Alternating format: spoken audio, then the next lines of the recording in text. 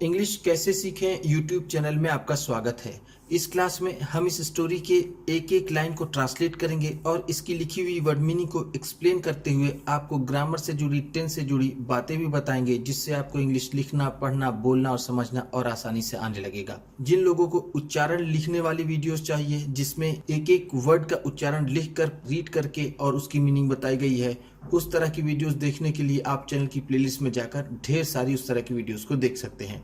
इसी के साथ आप कर दीजिए इस वीडियो को लाइक और मैं करता हूं शुरू। इंग्लिश रीडिंग, क्योंकि इस स्टोरी में ट्रांसलेशन भी है, वर्ड मीनिंग भी है और रीडिंग भी है। टुडे इज वेडनेसडे, आज बुधवार है। ध्यान दीजिएगा, इसका उच्चारण वेडनेसडे होता है, वेडनेसडे, वेडनेसडे नहीं होता है। टुडे का मतलब आज, इसका मतलब है वेडनेसडे का मतलब बुधवार। आज बुधवार है। Papa is going to drop me, पापा मुझे छोड़ने जा रहे हैं। इसका मतलब है गोइंग का मतलब जा रहे, टू ड्रॉप छोड़ने, ड्रॉप का मतलब होता है छोड़ना, मी का मतलब मुझे। To school, school, as usual, हमेशा की तरह, हमेशा की तरह मेरे पापा मुझे स्कूल छोड़ने जा रहे हैं। एज यूजुअल को देखिएगा, एज यूजुअल का मतलब है हमेशा की तरह। ध्यान दीजिएगा, ये इज है और ये वर्ब की फर्स्ट फॉर्म में आईएनजी। जब इज एम आर हो और वर्ब की फर्स्ट फॉर्म में आईएनजी हो तो वो प्रेजेंट कंटिन्यूअस टेंस होता है। आईएनजी की वजह से वो कंटिन्यूअस होता है और इज एम आर की वजह से, जैसे इसमें इज है तो ये प्रेजेंट होता है, तो इसमें प्रेजेंट कंटिन्यूअस का टेंस है। ऑन द वे, रास्ते में या फिर रास्ते पर। वे का मतलब होता है रास्ता, ऑन द मतलब में। आई सॉ दैट, मैंने देखा कि, आई का मतलब मैं या फिर मैंने, सॉ का मतलब देखा।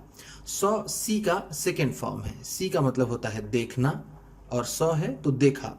ध्यान दीजिएगा, ये वर्ब की सेकेंड फॉर्म है। जब वर्ब की सेकेंड फॉर्म हो तो वो पास्ट इंडेफिनिट टेंस होता है। सिर्फ यही एक टेंस होता है जिसमें वर्ब की सेकेंड फॉर्म यूज होती है पास्ट इंडेफिनिट में, और किसी भी टेंस में वर्ब की सेकेंड फॉर्म नहीं यूज होती है। आई सॉ दैट, मैंने देखा कि, दैट का मतलब की। मेनी टाइप्स ऑफ स्विंग्स, बहुत तरह के झूले। मेनी का मतलब बहुत, टाइप्स का मतलब तरह, ऑफ का मतलब कि, स्विंग्स का मतलब होता है झूला।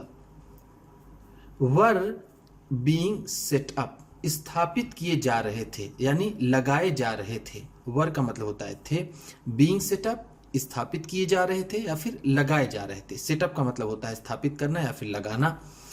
इन अ बिग फील्ड, एक बड़े मैदान में।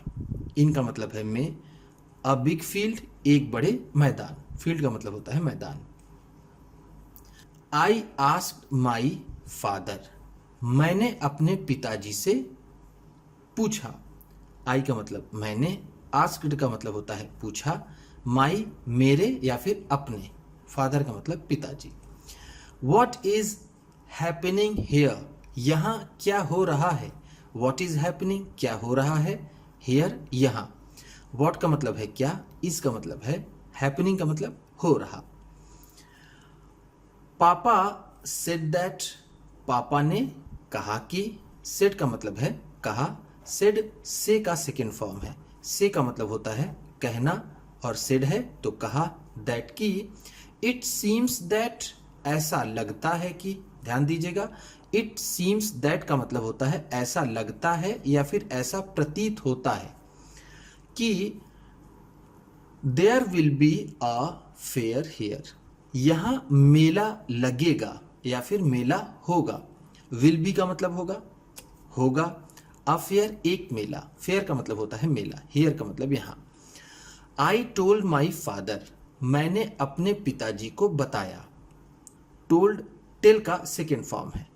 टेल का मतलब होता है बताना और टोल्ड है तो बताया। माई फादर अपने पिता को या फिर मेरे पिता को। We will also see this fair, हम भी इस मेले को देखेंगे। वी का मतलब है हम, विल ऑल्सो सी हम भी देखेंगे। दिस फेयर इस मेले को, दिस का मतलब होगा इस या फिर यह, फेयर का मतलब मेला।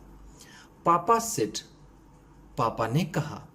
ओके, ठीक है। ओके का मतलब है ठीक है। We will go on Sunday, हम संडे को जाएंगे या हम रविवार को जाएंगे। संडे का मतलब है रविवार, ऑन का मतलब होगा यहाँ पर को। वी विल गो, हम जाएंगे। ध्यान दीजिएगा, जब विल के बाद, विल या फिर शैल के बाद वर्ब की फर्स्ट फॉर्म आती है, जैसे कि यहाँ पर गो है, तो वो फ्यूचर इंडेफिनिट टेंस होता है। यहाँ पर है वी विल गो, हम जाएंगे, ये फ्यूचर इंडेफिनिट टेंस है। विल की वजह से वो फ्यूचर हो जाएगा और वर्ब की फर्स्ट फॉर्म की वजह से इंडेफिनिट। ऑन संडे, रविवार को, माई ब्रदर, मेरा भाई, फादर, पिता, एंड मदर, और माता, वेंट टू सी, देखने गए, द फेयर, मेला। वेंट का मतलब है गए, वेंट गो का सेकेंड फॉर्म है। गो का मतलब होता है जाना और वेंट है तो गए। टू सी का मतलब देखने के लिए, फेयर का मतलब मेला। There was a very big and beautiful gate, वहाँ एक बहुत बड़ा और सुंदर फाटक था। वॉज का मतलब था अ, एक, वेरी बिग बहुत बड़ा, एंड और ब्यूटीफुल सुंदर, गेट का मतलब होता है फाटक या फिर gate. To enter the fair, मेले में जाने के लिए या फिर मेले में प्रवेश के लिए। इंटर का मतलब होता है प्रवेश करना और फेयर का मतलब मेला। The place of the fair, मेले की जगह। ऑफ का मतलब है का या फिर की, तो हम यहाँ कहेंगे कि। प्लेस का मतलब होता है स्थान या फिर जगह, मेले की जगह। वॉज डेकोरेटेड, सजाई हुई थी या फिर सजी हुई थी। डेकोरेटेड का मतलब होगा सजी हुई, वॉज का मतलब थी। विथ कलरफुल फ्लैग्स, रंगीन झंडों से। विथ का मतलब यहाँ पर होगा से, कलरफुल रंगीन, और फ्लैग्स का मतलब झंडे। रंगीन झंडों से मेले की जगह सजाई हुई थी या फिर सजी हुई थी। देयर वर मेनी पीपल, वहां बहुत से लोग थे। देयर का मतलब यह हम कह सकते हैं वहां, या फिर ऐसा भी कह सकते थे कि बहुत से लोग थे। मेनी का मतलब बहुत, पीपल का मतलब लोग, वर का मतलब थे। आई वॉज एफ्रेड दैट, मैं डरी हुई थी कि। आई का मतलब है मैं, वॉज का मतलब थी, एफ्रेड का मतलब होगा डरी हुई, दैट का मतलब होता है कि। आई माइट गेट लॉस्ट, मैं खो सकती हूँ। इन सच अ क्राउड, इस तरह की भीड़ में। माइट का मतलब यहां पर होगा सकना, ठीक है। गेट लॉस्ट खोना, इन का मतलब में, सच का मतलब इस तरह की, ठीक। क्राउड का मतलब भीड़। सो इसलिए, सो का मतलब है इसलिए। I held my father's hand, मैंने अपने पिता का हाथ पकड़ लिया। आई का मतलब है मैं या फिर मैंने। हेल्ड, होल्ड का सेकेंड फॉर्म है। होल्ड का मतलब होता है पकड़ना, यहां हेल्ड है तो पकड़ लिया। माई फादर्स हैंड, अपने पिताजी का हाथ। ध्यान दीजिएगा, ये एपस्ट्रॉफी, ये एस, जब एपस्ट्रॉफी और एस होता है तो उसका सेंस आता है का, के, की का। अब यहां पर फादर्स है तो पिताजी के, हैंड का मतलब हाथ। ऑल द शॉप्स, सभी दुकानें। ऑल का मतलब है सभी या फिर सारी, सारी दुकानें। वर डेकोरेटेड, सजी हुई थी। जैसा मैंने आपको ऊपर बताया, डेकोरेट का मतलब होता है सजाना, डेकोरेटेड है तो सजी हुई थी, वर का मतलब थी। एट सम प्लेसेस, कुछ जगहों पर। सम का मतलब है कुछ, एट का मतलब पर, प्लेसेस का मतलब जगहों। देयर वर क्ले टॉयज, मिट्टी के खिलौने थे। क्ले टॉयज का मतलब होता है मिट्टी के खिलौने। क्ले का मतलब ऐसे होता है गीली मिट्टी, लेकिन यहाँ टॉयज है तो हम कहेंगे मिट्टी के खिलौने। टॉयज का मतलब होता है खिलौने, वर का मतलब थे। वाइल, जबकि। एट सम प्लेसेस, कुछ जगहों पर। बलून्स, गुब्बारे। बैंगल्स, चूड़ियाँ। एंड और क्लोथ्स, कपड़े, एक्सेट्रा इत्यादि। वर बीइंग सोल्ड, बेचे जा रहे थे।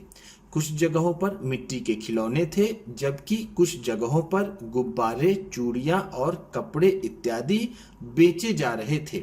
वर का मतलब है थे, बीइंग सोल्ड का मतलब बेचे जा रहे। सोल्ड यहां पर वर्ब की थर्ड फॉर्म है, ये सेल का थर्ड फॉर्म है। Sell, sold, sold. वीडियो पसंद आ रही होगी तो लाइक करते हुए चलिएगा।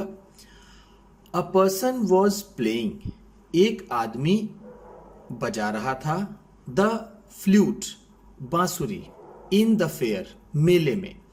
ध्यान दीजिएगा, वॉज के बाद, वॉज या फिर वर के बाद अगर वर्ब की फर्स्ट फॉर्म में आईएनजी हो तो वो पास्ट कंटिन्यूअस टेंस होता है। वॉज या वर की वजह से वो पास्ट हो जाता है और आईएनजी की वजह से कंटिन्यूअस हो जाता है। जैसे आपको मैंने पहले पेज में बताया था कि इज एम आर की वजह से प्रेजेंट हो जाता है और इंग लगने से, आईएनजी लगने से वो कंटिन्यूअस हो जाता है। तो वो प्रेजेंट कंटिन्यूअस टेंस था और ये है पास्ट कंटिन्यूअस, क्योंकि यहाँ पर वॉज है। यहाँ पर प्ले का मतलब होगा बजाना, ठीक। एक प्ले का मतलब होता है खेलना, लेकिन यहाँ पर खेलना उसकी मीनिंग उचित नहीं होगी, यहाँ पर बजाना उचित मीनिंग है।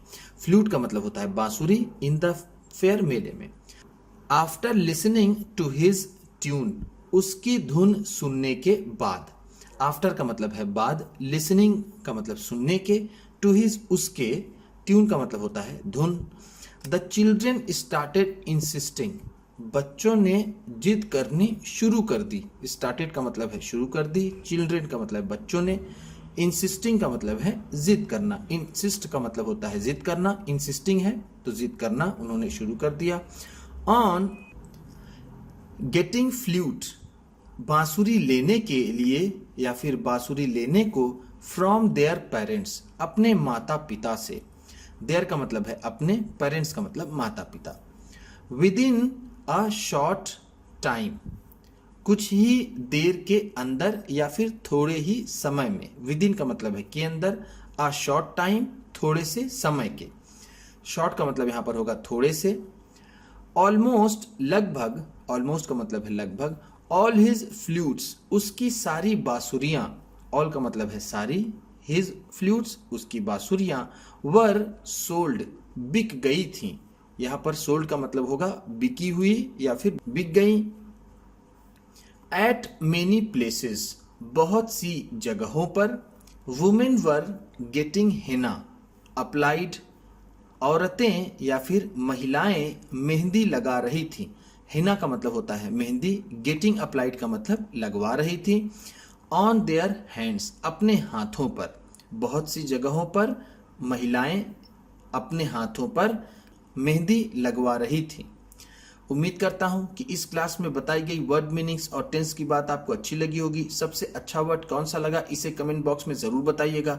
इसी तरह की वीडियोस के साथ साथ और भी बहुत सी इंग्लिश सीखने वाली वीडियोस पाने के लिए चैनल को सब्सक्राइब कीजिए और ये वीडियो किसी न किसी अपने एक दोस्त को, मित्र को, परिवार वाले को शेयर भी जरूर कर दीजिएगा। तो चलिए मिलते हैं फिर अगली वीडियो में।